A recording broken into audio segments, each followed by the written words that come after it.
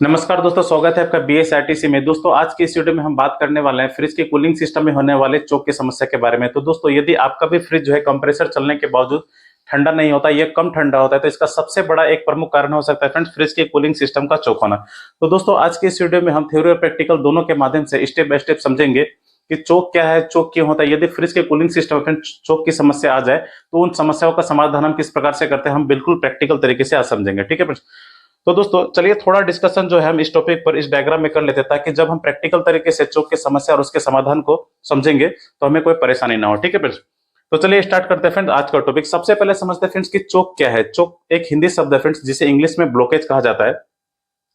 किसी भी फ्रिज के कूलिंग सिस्टम में फ्रेंड्स गैस का जो सर्कुलेशन है किस प्रकार से होता है, उसे तो आप भली भांति अच्छी तरीके से जानते हैं।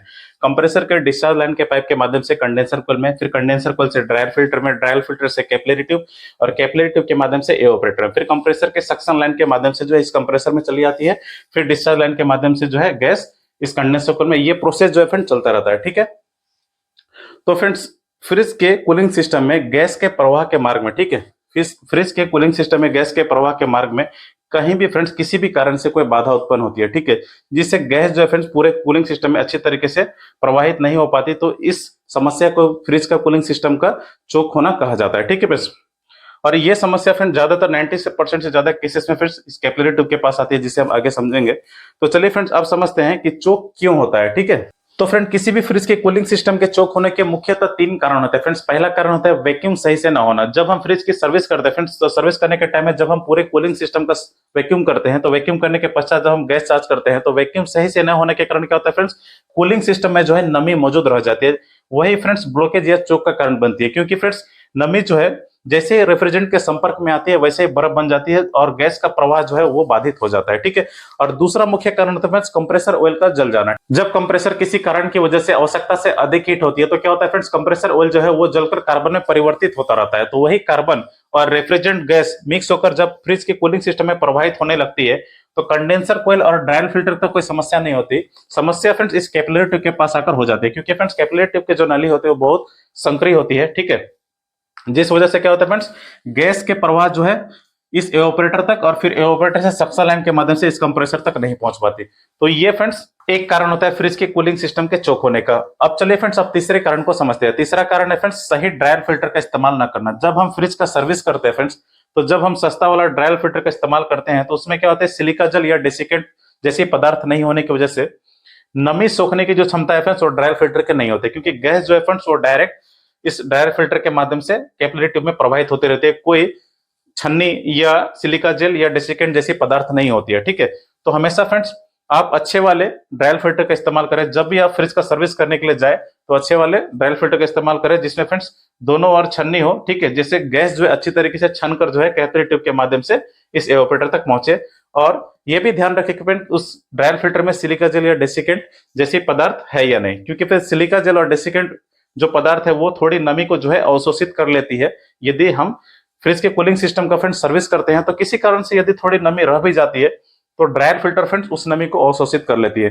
तो फ्रेंड्स यदि आप सस्ता वाला ड्रायर फिल्टर का इस्तेमाल करेंगे, तो नमी जो है फ्रेंड्स वो इस कैपिलरी ट्यूब को ब्लॉक करने का कारण बन जाती है। इसलिए फ्रेंड्स आप अच्छे वाले ड्रायर फिल्टर का ही इस्तेमाल करें जब भी आप फ्रिज सर्विस करने के लिए जाए। अब चलिए फ्रेंड्स, अब हम समझते हैं कि फ्रिज के कूलिंग सिस्टम में जब चोक की समस्या आ जाती है, तो हम उसे कैसे पहचानते हैं। ठीक है। चलिए अब उसे समझते हैं। तो फ्रेंड्स मैं आपको 3 से 4 टिप्स देता हूं, जिससे आप फ्रिज को देखकर ही समझ जाएंगे कि इस फ्रिज में जो है चोक की समस्या है। ठीक है। सबसे पहले फ्रेंड्स आपको फ्रिज के कंप्रेसर को देखना होता है। ठीक है। जब आपने ये देख लिया कि कंप्रेसर चल रहा है, तब फ्रेंड्स आपको फ्रिज को खोलना है। अब ये चेक करना है फ्रेंड्स कि फ्रिज के अंदर जो है ठंडक है या नहीं, ठीक है, या बिल्कुल नहीं है। तो फ्रेंड्स कभी कभी क्या होता है कि सिंगल डोर फ्रिज में फ्रेंड्स आप जब एवापोरेटर कूलिंग चेंबर को छुएंगे तो हल्की ठंडक महसूस होगी, लेकिन नीचे का जो कंपार्टमेंट फ्रेंड्स उसमें जो है ठंडक मौजूद नहीं रहती है। ठीक है। तो फ्रेंड कंप्रेसर चलने के बावजूद यदि फ्रिज में फ्रेंड्स ठंडक मौजूद ना रहे या कम ठंडक हो, तो समझ जाइए कि इस फ्रिज में जो है चोक की समस्या है। ठीक है। अब चलिए आप दूसरे तरीके से समझते हैं कि इसे कैसे चेक किया जाता है। देखिए फ्रेंड्स, सिंगल डोर फ्रिज हो या डबल डोर फ्रिज है, कंडेंसर कोयल तो हर फ्रिज में होता है फ्रेंड्स, ठीक है, कूलिंग सिस्टम का एक भाग होता है। तो सिंगल डोर फ्रिज में फ्रेंड्स पीछे की तरफ आपने देखा होगा कि कंडेंसर कोयल लगा होता है। अभी के जो अपडेटेड इन्वर्टर फ्रिज आ रहे हैं फ्रेंड्स, उसमें जो है कंडेंसर कोयल बॉडी के अंदर ही फिक्स होती है। तो फ्रेंड जब फ्रिज का कूलिंग सिस्टम बेहतरीन काम कर रहा हो, यानी चोक की समस्या ना हो, तो कंडेंसर कोयल जो है फ्रेंड्स वो गर्म होता रहता है। ये तो आप भली बात ही जानते हैं। ठीक है। सिंगल डोर फ्रिज में जब आप पीछे की तरफ जब जाली को यानी कंडेंसर को छुएंगे इस प्रकार से हाथ रखकर, तो फ्रेंड हाथ जो है फ्रेंड्स आपकी गर्म हो जाती है, ठीक है। और डबल डोर फ्रिज या जो अभी के अपडेटेड इन्वर्टर फ्रिज आ रहे हैं, तो फ्रेंड उस फ्रिज में कंडेंसर कोयल फ्रिज के बॉडी के जिस साइड में भी लगाओ तो फ्रेंड वो साइड जो है थोड़ा हीट रहता है, ठीक है। तो फ्रेंड जब फ्रिज के कूलिंग सिस्टम में चोक की समस्या होगी तो बॉडी फ्रेंड्स गर्म बिल्कुल नहीं रहेगी या हल्की गर्म रहेगी, तो आप समझ जाए कि उस फ्रिज के कूलिंग सिस्टम में जो फ्रेंड चोक की समस्या हो, ठीक है। ध्यानपूर्वक समझिएगा फ्रेंड, जब आप फ्रिज के बॉडी को छुएंगे यानी बॉडी के जिस साइड में फ्रेंड्स कंडेंसर कोयल लगा हो, तो यदि बॉडी को छूने पर फ्रेंड्स आपको गर्माहट बिल्कुल ना लगे या थोड़ी गर्माहट लगे तो समझ जाइए कि कूलिंग सिस्टम में जो है फ्रेंड्स चोक की समस्या है, ठीक है। अब चलिए फ्रेंड अब तीसरे तरीके को समझते हैं, ठीक है। तो दोस्तों जब आपको फ्रिज के कूलिंग सिस्टम में कैपिलरी ट्यूब या ड्रायर फिल्टर के पास बर्फ दिख जाए, ठीक है, तो समझ जाए कि उस फ्रिज के कूलिंग सिस्टम में जो है चोक की समस्या है, ठीक है। तो फ्रेंड आशा करते हैं कि आपने इन तीनों तरीकों को अच्छे तरीके से समझ लिया हो कि फ्रिज के कूलिंग सिस्टम में चोक की समस्या को हम किस प्रकार से पहचानते हैं, ठीक है। अब चले कि इस चोक की समस्या को किस प्रकार से हम समाधान करते हैं, उसे हम स्टेप बाय स्टेप समझते हैं, ठीक है फ्रेंड्स। तो फ्रेंड्स जब ये तय हो जाए कि फ्रिज के कूलिंग सिस्टम में चोक की समस्या है, तो सबसे पहले फ्रेंड्स आपको चार्जिंग या सर्विस लाइन के पाइप और डिस्चार्ज लाइन के पाइप को जो है काट देना होता है, ठीक है। सबसे पहले इन दोनों पाइपों को आपको काटना होता है। इसके पश्चात फ्रेंड्स आपको कैपिलरी ट्यूब के पाइप और कंडेंसर कोयल के पाइप को काट करके जो है ड्रायल फिल्टर को बाहर निकाल लेना है, ठीक है। और कुछ समय के लिए फ्रेंड्स इन पाइपों को खुला छोड़ देना है ताकि कूलिंग सिस्टम फ्रेंड जो भी गैस मौजूद रहे इस पाइप में वो अच्छे तरीके से बाहर के वातावरण में निकल जाए, ठीक है।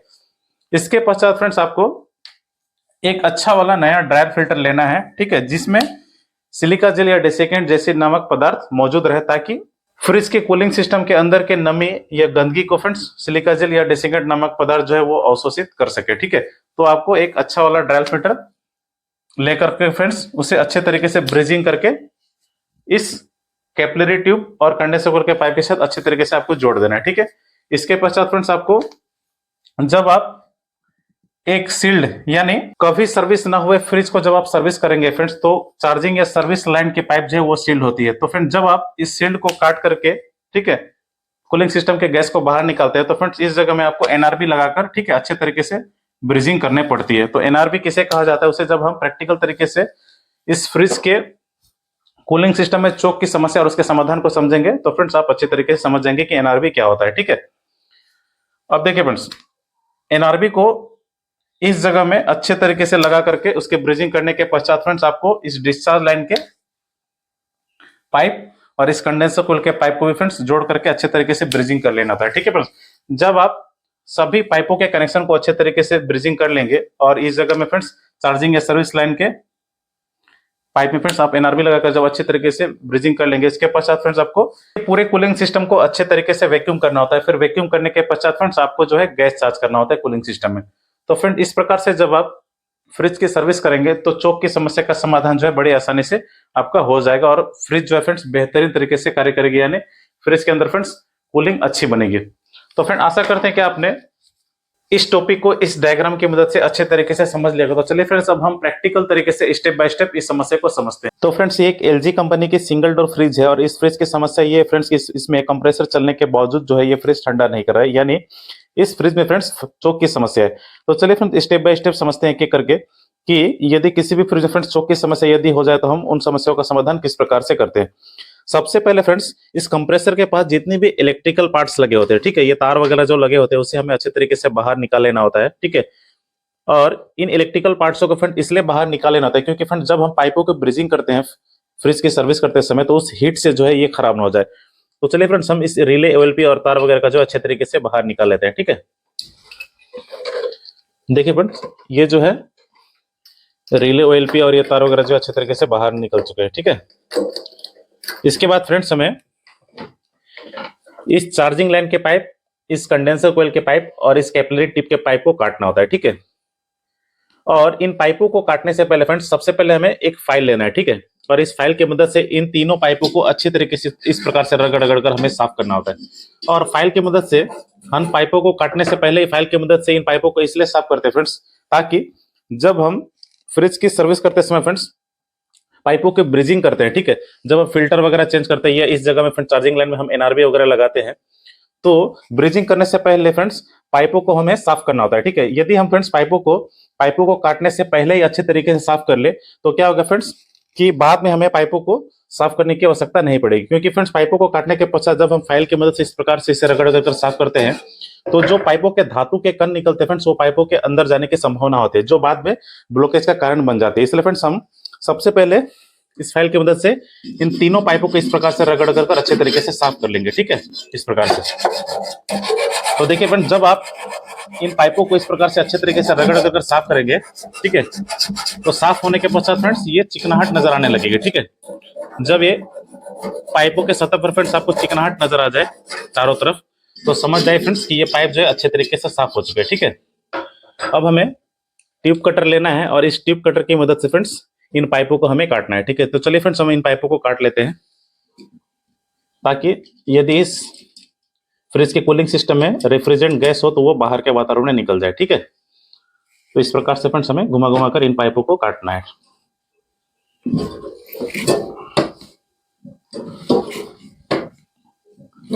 ये देखिए फ्रेंड्स, चार्जिंग लाइन की पाइप जो है वो कट चुकी है। ठीक है, और इसमें से जो रेफ्रिजरेंट गैस है वो बाहर निकल चुकी है। ठीक है,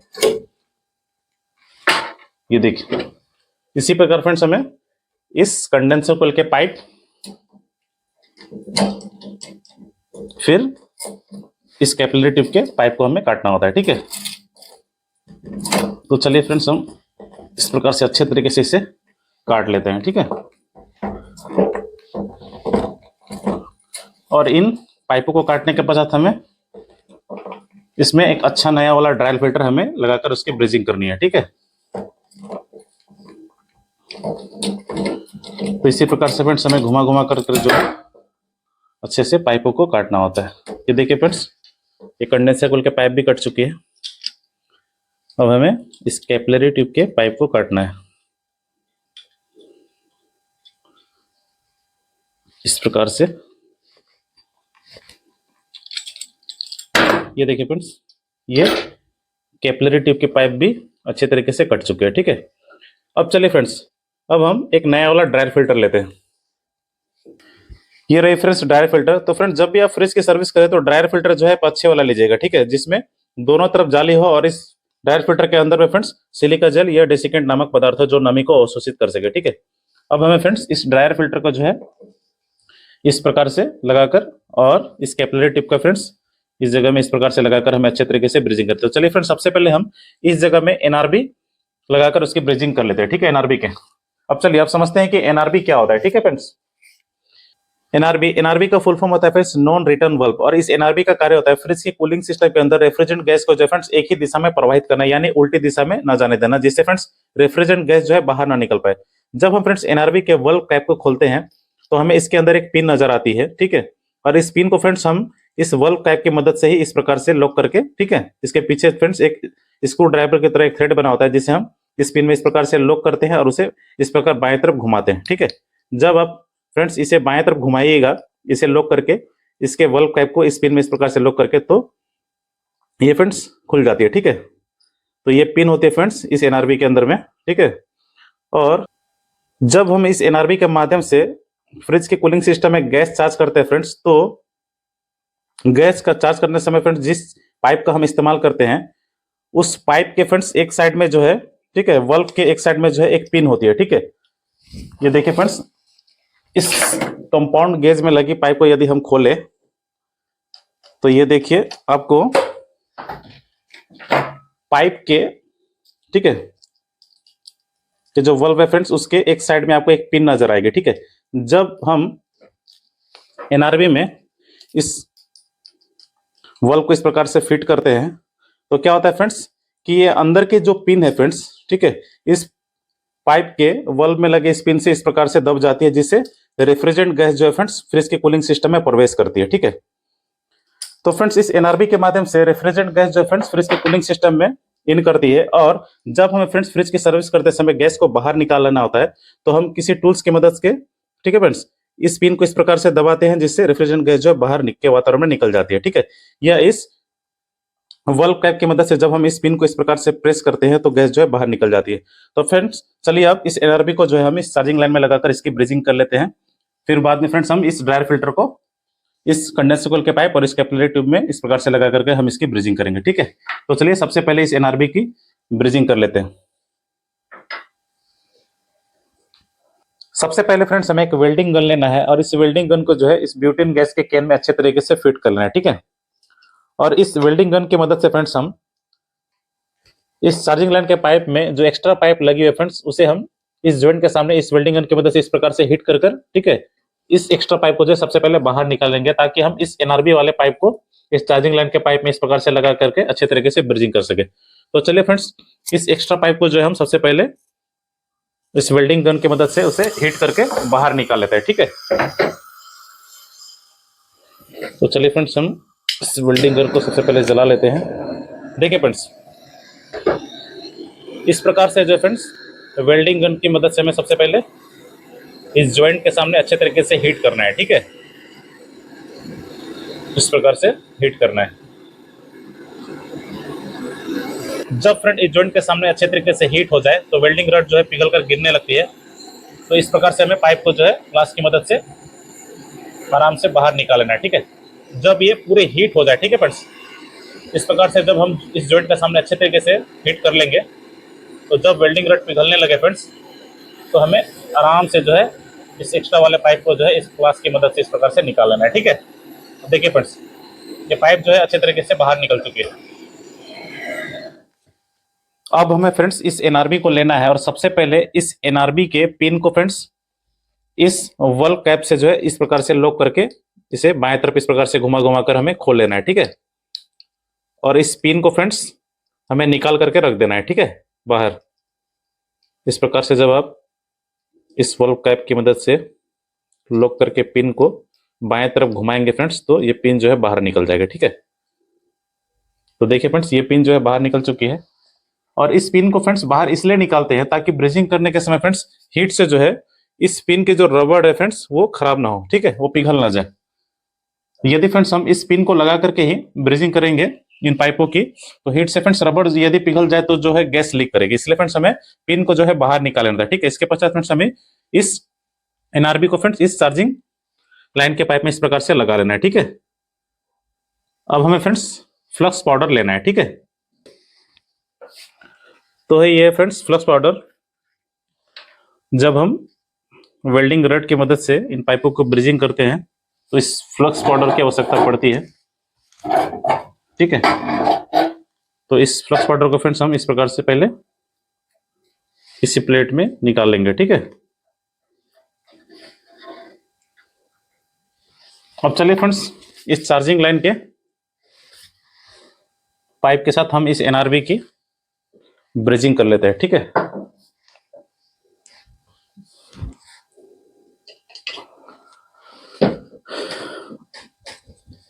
तो फ्रेंड्स जब आप इन पाइपों की ब्रिजिंग करेंगे तो इस वेल्डिंग गन को जो है इस ब्यूटेन गैस के कैन में अच्छे तरीके से फिट कर लीजिएगा। ठीक है, अब देखिए फ्रेंड्स, अब हमें एक पतला छोटा लोहा का छड़ लेना है जिसकी मदद से फ्रेंड्स हम इस फ्लक्स पाउडर को इस प्रकार से, ठीक है, लगा करके उन दोनों पाइपों के जॉइंट में लगाएंगे। ठीक है, और एक वेल्डिंग रॉड लेना है हमें। ठीक है, अब चलिए फ्रेंड्स इन दोनों पाइपों के जॉइंट में हम सबसे पहले इस प्रकार से हीट करते हैं। ठीक है, ताकि फ्लक्स पाउडर को हम लगा सके और वेल्डिंग रॉड के माध्यम से ब्रिजिंग कर सके। तो देखिए फ्रेंड्स, जब ये पाइप जो है अच्छे तरीके से हीट हो जाए दोनों पाइपों के जॉइंट के सामने, ठीक है, तो हमें फ्लक्स पाउडर लेना है और इस लोहे के छड़ को भी फ्रेंड्स हल्का हल्का हमें गर्म करना होता है ताकि जब हम इस फ्लक्स पाउडर को ले इस प्रकार से लगाए तो ये चिपक जाए इसमें। ठीक है, इसलिए हमें लोहे के छड़ को भी फ्रेंड्स हल्का गर्म करना होता है साथ साथ में। इन दोनों पाइपों को तो हम गर्म कर ही रहे हैं जॉइंट के सामने। ठीक है, हीट तो कर ही रहे हैं और इस लोहे के छड़ को भी गर्म कर रहे ताकि जब हम इस प्रकार से फ्लक्स पाउडर को ले तो ये चिपक जाए। ठीक है, ये देख पा रहे हैं फ्रेंड्स, ये फ्लक्स पाउडर जो अच्छे तरीके से चिपक गई है। अब हमें फ्रेंड्स इस फ्लक्स पाउडर को अच्छे तरीके से लगा लेना है। ठीक है, इन दोनों पाइपों के जॉइंट में। अब देखिए फ्रेंड्स, ये दोनों पाइप जो अच्छे तरीके से हीट हो चुकी है।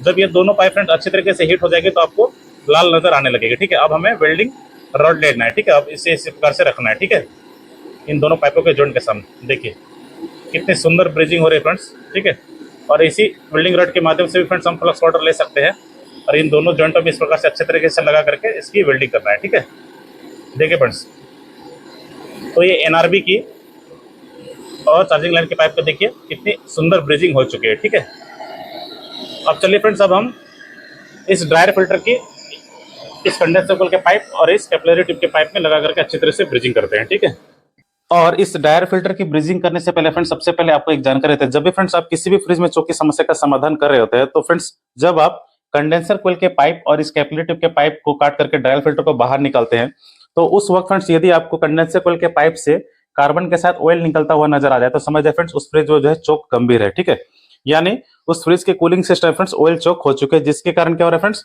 कार्बन के साथ जो है ऑयल बाहर निकले। ऐसी स्थिति में फ्रेंड्स आपको जो है इस कंडेंसर कोयल के पाइप के जाली को जो है चेंज करके नया जाली इंस्टॉल करना होता है। ठीक है, और फ्रेंड्स यदि इस कैपिलरी ट्यूब के पाइप से भी फ्रेंड्स आपको ऑयल निकलता हुआ नजर आ जाए, तो समझ जाए फ्रेंड्स ऑयल जो है, ठीक है, वो आपका एवापोरेटर में भी पहुंच चुके हैं, जिसके कारण फ्रेंड्स आपको एवापोरेटर को भी चेंज करना होता है।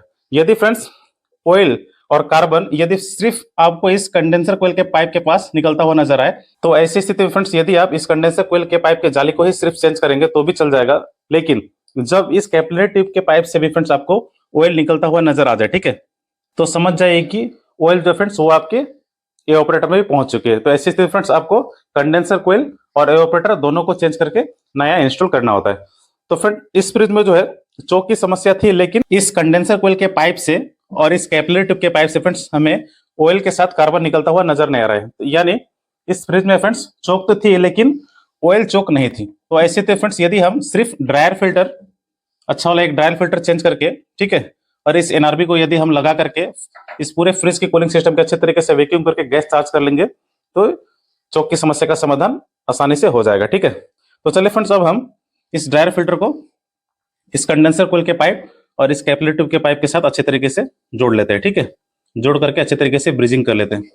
और फ्रेंड जब आप इस ड्रायर फिल्टर के साथ इस कंडेंसर कोयल के पाइप की ब्रिजिंग करेंगे, तो इस कंडेंसर कोयल के पाइप को फ्रेंड्स आपको हल्का ऊपर की तरफ उठा लेना है। ठीक है, और इस कंडेंसर कोयल के पाइप को फ्रेंड्स हम ऊपर की तरफ इसलिए उठाते हैं ताकि जब हम इस प्रकार से ड्रायर फिल्टर लगा करके ब्रिजिंग करेंगे, तो वेल्डिंग रॉड फ्रेंड्स पिघल कर वो इस ड्रायर फिल्टर के अंदर ना जाए। इसलिए फ्रेंड्स हम इस कंडेंसर कोयल के पाइप को हल्का ऊपर उठाते हैं और इस प्रकार से हम ड्रायर फिल्टर को लगा लेते हैं। ठीक है, तो फ्रेंड इस प्रकार से जब आप ड्रायर फिल्टर को लगा करके, ठीक है,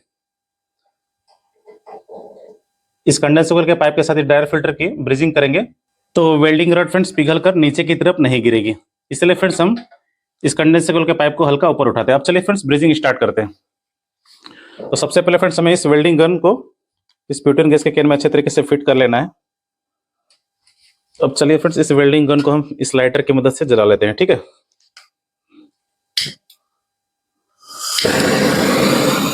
अब देखिए फ्रेंड्स, अब हमें अच्छे से इन दोनों जॉइंटों के सामने हीट करना है। ठीक है, और साथ साथ इस लोहे के छड़ को भी हीट करना है, जिसकी मदद से हम फ्लक्स पाउडर को इन दोनों जॉइंटों में लगाएंगे। ठीक है, ब्रिजिंग करने से पहले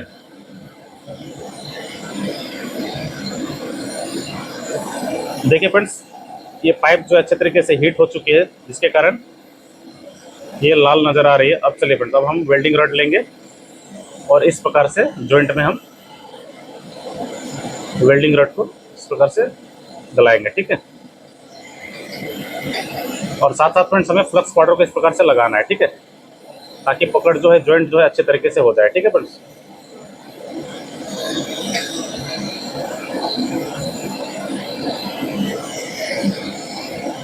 देखिए फ्रेंड्स, और जब फ्रेंड्स आप वेल्डिंग करेंगे, ठीक है, दोनों पाइपों की ब्रिजिंग करेंगे या ड्रायर फिल्टर की ब्रिजिंग करेंगे, तो हीट को थोड़ा फ्रेंड्स एक बार आपको अच्छे तरीके से पूरा हीट करना है। उसके बाद पश्चात फ्रेंड्स आपको हीट को थोड़ा कम कर लेना है। ठीक है, हीट को कम करके फ्रेंड्स हमें इस वेल्डिंग रॉड को इस जॉइंट के पास इस प्रकार से रखना है ताकि वो पिघल कर अच्छी तरीके से पकड़ बनाए। ठीक है,